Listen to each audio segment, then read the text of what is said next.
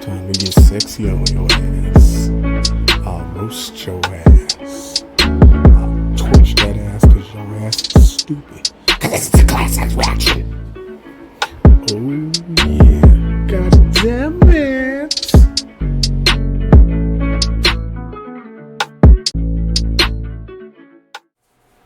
Ooh wee, what's happening? Welcome to Class Act Reactions, man. Right here, I'm bringing you some reactions. I'm bringing you a little bit of roasting, a little shenanigans, malarkey, but I'm gonna give it to you real rough, rugged, and raw. No future in the front, so I ain't got time to make room for it. So here we go. We're gonna go ahead and drop it down for you, man. And those of you who don't know me from other channels or nothing like that, because this is my first time putting this out here in motion, this platform of YouTube. I will be doing some live streams here and there. I will also bring you some guests where we'll have some dual roast, or we even have a chit chat conversation about it. You know what I'm saying? So pressure is on me, but I'm gonna make sure it's on YouTube because I need you to go ahead and chit chat with me. Drop a comment. Go ahead and do this reaction, which is actually gonna be a two-part. I'm gonna bring at you two different videos. One on the 10 most powerful gangsters of all time. This was personally recommended for me to do, so I'm actually going to do that one for you. And the other one is on celebrities rotting in prison. So we're going to do that. So like I said, there's going to be a little bit of reaction. I'm probably be a little informative to you, drop a little knowledge, but I ain't going to chit-chat your whole goddamn ear off. Shit, this is going, whatever. Let's just get this shit cracking, you know what I'm saying? Powerful gangsters of all time. Here we go. Number 10, Frank Lucas. Frank Lucas.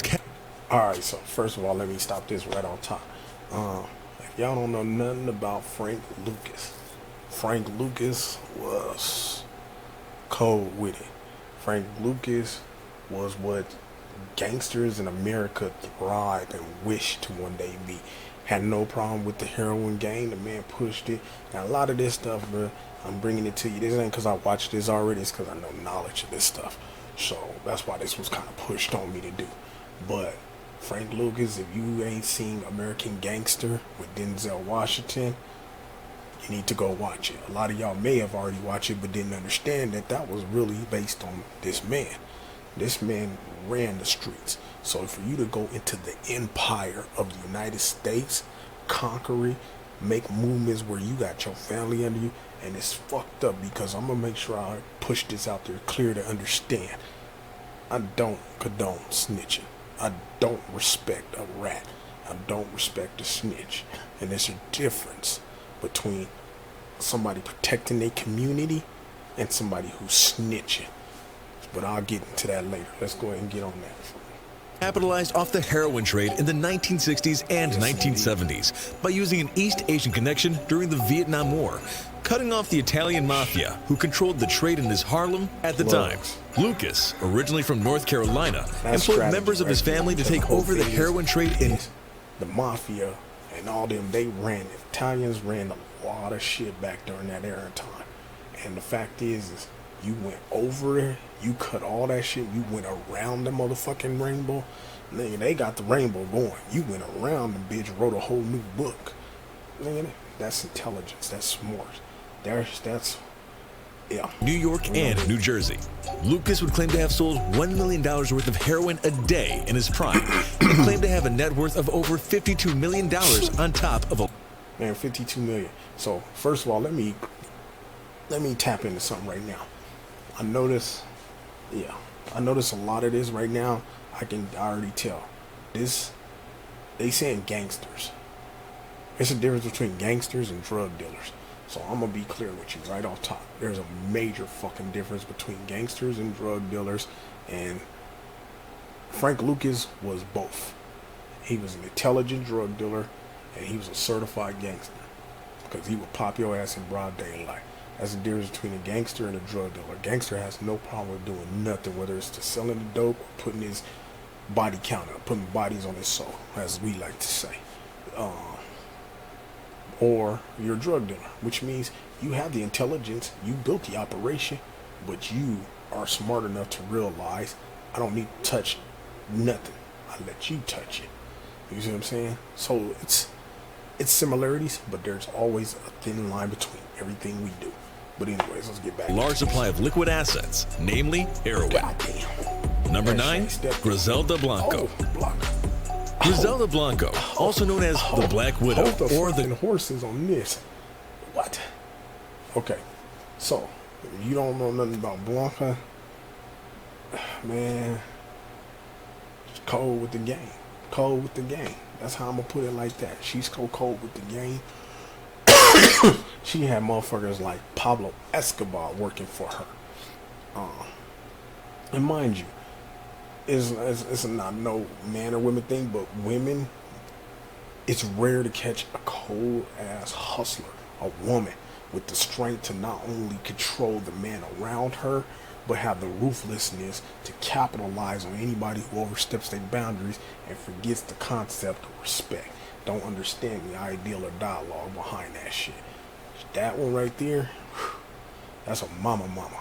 I mean, your mama ruthless, she ruthless, more ruthless than your mama. And it's a lot of people like that, you know. Looking also to Queen Pen. Maybe I'll see her up in here. If not, I'm definitely gonna look on doing a reaction on her and the real Rick Ross. Not this no, the real Rick Ross that was in the dope game. But let's get back in. Cocaine Queen of Miami was a drug lord for the Colombian Medellin. Look at that lineup. Who that say? Boom. Boom. Y'all ain't even understanding. Y'all ain't even understanding. This is her. These motherfuckers is under her. You see the lines. They going down. She ain't nowhere near.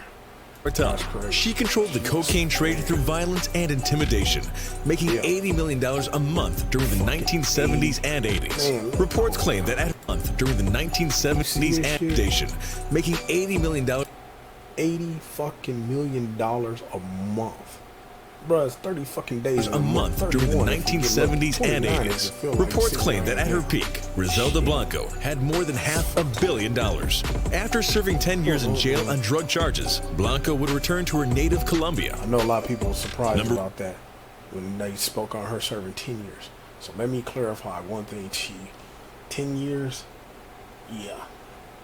A lot of people don't trip on federal time because federal time, you're gonna do majority of it, but they don't give it out like state. State just gives it out like you drinking a jug of water. Here's a life sentence. Here's a couple years. I mean, shit. All you gotta do, especially most motherfuckers, if you're intelligent enough to know that one day you're gonna get caught, you get you the right lawyer, you ain't gonna do no hell of time. So if you smart, you play the game right, when you get out, you gonna spend that bread, I guarantee. But about a motherfucking dollar on that motherfucking bottom dollar. Great Anthony Salerno. Italian mobster Fat Tony Salerno made his millions running the numbers and drugs racket in East Harlem after most other Italian mobsters left the area, as it became more black and Latino in the 1960s, making tens of millions of dollars. As the frontman for the Genovese crime family, Salerno was named the America's top gangster by Fortune magazine in 1986, due to his wealth of more. Basically, you are the fucking the Biggie Smalls of bad boys, you know what I'm saying? We getting out there, we gonna use your name, we gonna market you on the streets while we collect this dirt. You got a problem, I'm gonna handle it, you know? And that's what people don't understand about people like Bugsy Siegel and, you know, some fictional characters that are in monster movies like, you know, what's the fucking movie I'm thinking of? Goodfellas, shit like that, you know? Even though Goodfellas actually is based on a lot of real actual mobsters. But even Sopranos or something. There's always going to be somebody that has that charisma. So put him out there. When you go down, motherfucker, guess what though? Keep my name out your mouth. More than $1 billion and influence. In 1988, Salerno was convicted of racketeering charges and was sentenced to 70 years in prison. Goddamn. Number 7, Carlos Lader. Lader was one of the founders of the Colombian Medellin cartel. While in prison, Lader met Boston-born drug trafficker George John. Yeah, that's what I was wanting. Yep. On it. Nailed it. Boom. So, if you like, what the fuck is this fool acting on? You don't know who this dude is. You looking at him, you like, look at this good dude with these goddamn dentures at the bottom. This motherfucker got 80 teeth at the bottom. and then stole this. He kept his original prison glasses, and the motherfucker ain't put no kind of goddamn conditioner in his head for like the last 4 years. And aged bad that he looked like an old white woman. But anyways, if if you don't know who this is, watch the movie Blow. This was George. This was the guy that they based this on. George was smart, but on the flip side, George's heart, which is kind of something you can't have in that kind of game, but his heart was compassionate for those around him. And he was blindsided, especially by the BM drama. Oh, god damn it. Man. Anyhow, he was a good hustler, but that's why I say there's a difference between drug dealers, hustlers, gangsters. You got to learn the thin line that divides them all.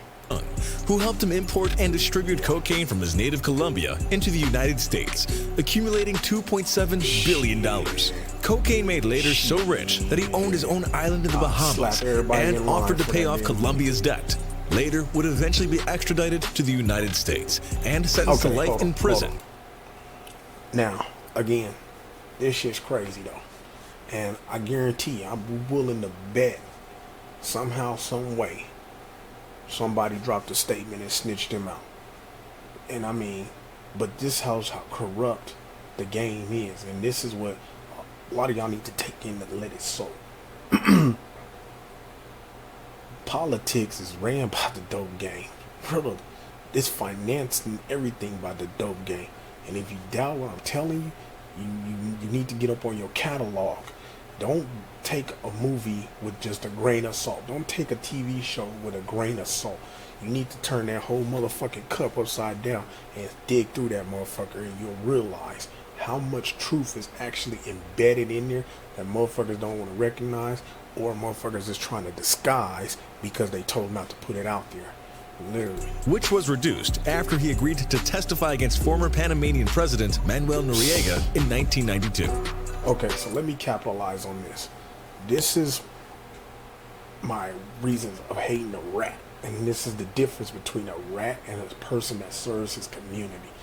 A rat is a motherfucker who, I don't care if you're the driver, if you're the one who cleans the gun and holds it, I don't care if you're the shoe shiner that comes to work every day for that individual. If you accumulate any knowledge of what they're doing and you haven't been there for an expanded amount of time, or you even got involved in it, whether you shot the pistol or whatever, you exposed to the body, and you turn around and you tell, you're a rat. Because you benefited to you until it no longer benefited you, or you no longer felt that you can get in a position to get over everybody else. So you told on everybody. And therefore you're no better than them because you did the same thing. You're a fucking rat. Now, if you protect your community and you see a crime occurring in your community because you want your community, can't nobody hold water over you for that. They can't, because you're protecting what you know is of great and good value. So therefore, everybody can't go around being like he's a rat because he told them I stole his car. Motherfucker, you shouldn't have stole his goddamn car then. He should have beat y'all. But as far as a rat goes, I cannot condone it, don't respect it, and I genuinely understand why old school motto is snitches get stitches. And I ain't talking about you living either. Stitch your ass up after you're on embalming fluid. You put in your ass. But anyways, I'm getting a little carried away. So let's get back into this. Number 6, Meyer Lansky. Lansky was a Jewish immigrant from Poland who made a fortune of gambling, both legal and illegal. Lansky would join notorious gangsters Charles Lucky Luciano and Ben Bugsy Siegel. Bugsy was not. Bugsy was not. Let's get that clear. Bugsy wasn't no gangster. Bugsy was intelligent. Bugsy was literally what fucking Goodfellas is with Robert De Niro. That's the character Bugsy was. Bugsy was so smart that he chose and he taught motherfuckers how to take the illegal money and make it legitimate into casinos, and basically took what was illegal. One thing y'all gotta understand, a lot of these cats that became rich, they cashed in on illegal shit that the government eventually turned legal. Like the prohibition, I believe The Kennedys capped in on that one. The marijuana industry, motherfuckers is they topping that shit off. Shit, Colorado's topping that shit off. Fucking all these other states. Every time something illegal turns legal, if you think that shit's gonna turn legal, you better invest. Cause I guarantee you invest in that first couple months, your shit gonna max out. And that's how a lot of these guys got rich. It's a couple other motherfuckers like that just during illegal era shit. Hell, Hugh Hefner shit in his own way capitalized on prostitution, basically. But anyway, let me shut the hell up. To run a gang that would be known as Murder Inc. Lansky would later turn to focus on gambling, setting up operations in Florida, Las Vegas, and Cuba before the Cuban Revolution. In 1982, Forbes would name him as one of the 400 richest people in America. Lansky would be indicted for tax evasion and fled to Israel. He would later return to the U.S. to face charges and was acquitted in 1974. Lansky would die a free man in Miami at age 83. This is what I mean right there. A gangster, Scarface said it better than anybody in this world could ever say. Gangsters don't live that long, literally. If you're a certified gangster, you don't live as long as everybody else is going to, because either somebody thinks they're more gangster than you, or you just a wannabe, and somebody gonna knock you off, period, point blank. A hustler, you gonna hustle and you always got an end game. So when I speak of hustlers, I speak of people like E40. Those are hustlers, because he took one thing, made it into another, from another to another, to another and another. And, you know, pretty much, look where he's at. That's a hustler. A dealer never has an end game. Dealers don't know when to stop, so they're gonna keep capitalizing. So now to get back to him, this right here, he was a hustler, and he was smart about it. And the reason he was smart about it is because he got involved in something that he knew could cost him time. But don't nobody gonna come back to the United States after he done went to Israel unless he had a strategy and a plan the next move ahead. That's what the hustler's gonna do, and that's what he did. So guess what he lived? He lived a good life. That right there. Even though he ain't doing the killing and all that, he ain't falling. But that's some gangster ass shit. You know, shit. You capitalize. Number 5, Joseph Kennedy. Damn. Joseph Kennedy is the patriarch of one of America's most. I'm gonna tell you right on top. The reason I know about JK, I remember when I read about him first of all, because he capitalized on the prohibition, and just like weed industry and all that shit. The Kennedys, man, I don't give a fuck with nobody saying motherfuckers is a gangster, but they got a good unity, they got a good foundation of family bond. So, shit. Powerful and prestigious families. One of his sons became president, another district attorney, and presidential candidate, and another a senator. At his peak, Kennedy was one of the richest men in America. But as the saying goes, behind every great fortune, there is a great crime. Kennedy was already in the liquor business before Prohibition, but according to several books and gangsters, became a bootlegger with ties to the New York and Chicago underworlds after liquor was made illegal. After Prohibition ended, Kennedy made a fortune off selling legitimate liquor as well as through Hollywood. You heard what he said. After, so he had already tapped in all his resources. That's the shit that I'm talking about right there. And that's what makes a cold ass hustler, because he was doing everything legal, but he planned his end game. He knew damn well that motherfucker. It's rumored and it's told that through certain like Chicago connections and all that shit, he was not only connected to Bugsy Siegel and other motherfuckers, which pretty much allowed his kids to get involved. That's why you hear stories of JFK messing with Marilyn Monroe and him having, get-togethers with Sammy, shit like that. That's how deep that they were respected. And like I said, when it goes back to politics, you got to remember, drug dealers, anybody of a legal crime, they finance that stuff. And the reason they finance it is whether they put it in your hands with a check or a pocket, or y'all come and raid. When they do them raids, that money don't sit in evidence forever. Shit, you better do your research. Don't let the motherfuckers fool you. Stock market. Kennedy was named one of the 20 richest people in America in 1954 by Fortune magazine and had a net worth of more than $300 million, which would be in the high billions today. It has been reported that Kennedy contacted mobster Frank Costello, who was known to brag that he was a bootlegger with Kennedy, to use another. And that's the shit. But see, that's also the shit that got motherfuckers like Kennedy and them exposed. What is you bragging for? That's the whole thing, is brownie points, or as they say today, clout chasing. You clout chasing this man because he already planned his hustle. You trying to knock your hustle. You trying to knock his hustle to get yours out there. And that's the game that I Mobster, can't understand. Chicago's Sam Giancana, to help his son John get elected through his ties to Chicago and the unions. Number 4, Amado Carrillo Fuentes. Amado Carrillo Fuentes was the head of the Mexican Juarez cartel. He was known as Lord of the Skies due to his private fleet of planes, including 22 Lord of the Skies due to his private fleet of planes, including 22 private 727 jet airliners, which were used to import cocaine from Colombia to Mexico, where it was later smuggled into the United States. Fuentes had an estimated net value of $25 billion, almost twice as much as Facebook founder Mark Zuckerberg, and the DEA called him the most powerful drug trafficker of his era. He would die while undergoing plastic surgery to alter his appearance in 1997. Okay, that's fucked up right there. So you die while getting plastic surgery? Hold the fuck up. You making $28 billion. You die while you getting plastic surgery. What the fuck? The hell? You better hire some better. You should have, man. You better have a research backup team. Shit, Number 3, Joaquin Guzman Loera.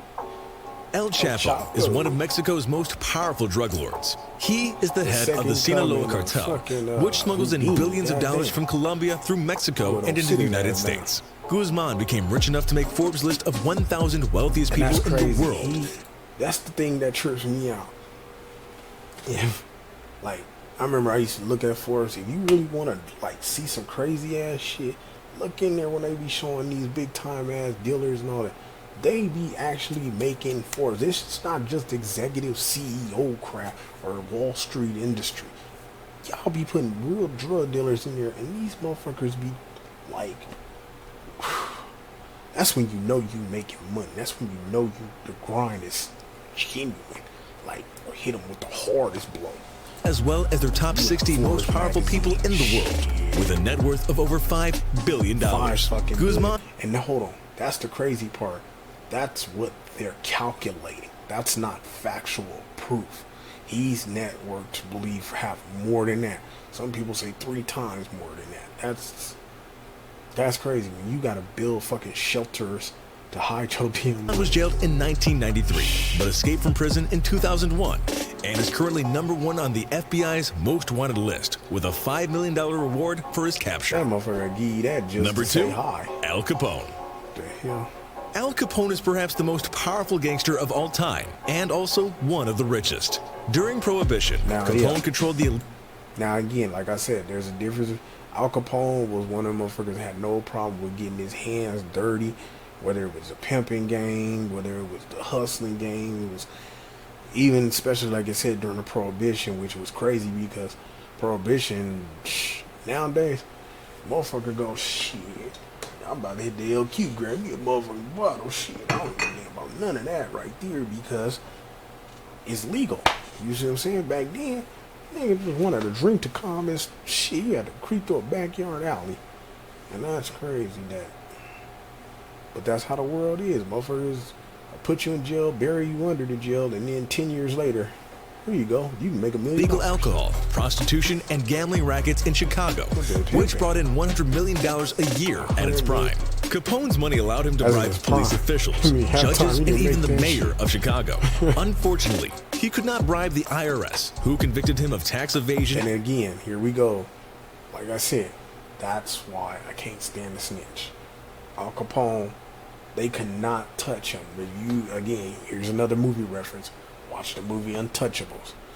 Could not touch him. They went so far to get his accountant to pretty much this. Hold on, this damn shit look like it's been cropped in there. Okay, Photoshop that shit. But anyhow, they went so far to getting his fucking accountant and hit him with an IRS charge for failure to pay taxes. That's how you know when your shit is so fucking powerful that motherfuckers know you're a killer. You put in work. You done did all the dirt. That's gangster. Now that's some real ass gangster shit. And the motherfucker don't give him his credit for what his dude. Not some old weird ass rainbow color hair motherfucker that's telling. Nah, that's some real ass gangster in 1932 and sentenced him to 11 years in prison. Number 1, Pablo Escobar. Okay, what?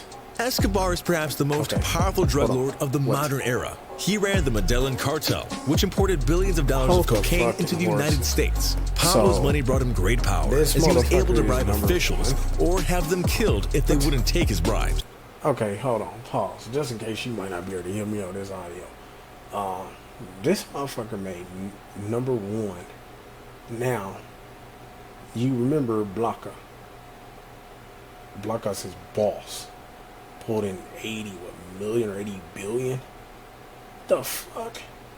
How he made number 1 and she was the one who, whatever he pulling in, you cutting a percentage. Yo, don't come from her. Everything you moving, if you got an issue and you ain't got no tissue to cry, guess what? She the one gonna come and help you clean it up. So how the fuck she ain't number 1 and you is? If you can help me understand, drop a comment below, man. Let's chit chat on this right here because I'm like, wow, I'm dumbfounded. Man, my chest hurt a little bit. Hold on. Forbes magazine named Escobar the 7th richest man in the world with a net worth of $25 billion.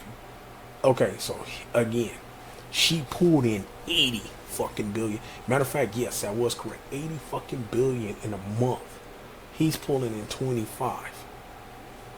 How the hell he made number 1? I'm kind of offended by this shit right here. My reaction to this is like, man, if you hold the West, I give you 2 fucking middle fingers. So, we'll dollars. In 1993, Escobar was killed by Colombian forces with U.S. assistance after he escaped from a Colombian prison. Because your ass didn't show no motherfucking that concludes our respect. video of the 10 most powerful gangsters of all time. Let us know another one that should have been on this list. And if you like this video, then subscribe and turn on notifications so you'll be just like this. Like it says, man. Wow. Let me know what you think. You know, how you feeling? Class Act's reaction. I said some of them I'm gonna give you some insight on because I may have a little insight, I may not have some, but I'm still gonna chop it up with you. Some of them I'm gonna roast them motherfuckers. We gonna keep it pushing and keep it moving. But I definitely appreciate you tapping in. Like it says, subscribe. I'm also gonna be on Facebook, so definitely look for the page on there if you don't want to deal with the YouTube politics or whatever. But hit that subscribe. Definitely leave me a like. Share this shit. Notifications so when you know I drop something new, I'm dropping it for you to come view. And make sure leave a comment. You got a recommendation? Make sure it's something that is not some random because I don't like this dude and then he's pissing in a can and it's like, well, then again, I might just roast that shit. But anyways, like I said, drop a reference or something. I'll have a few guests every now and then here and there. Like I said, let's communicate, coordinate, and work it out. And remember, I said it because I said it, so keep it in your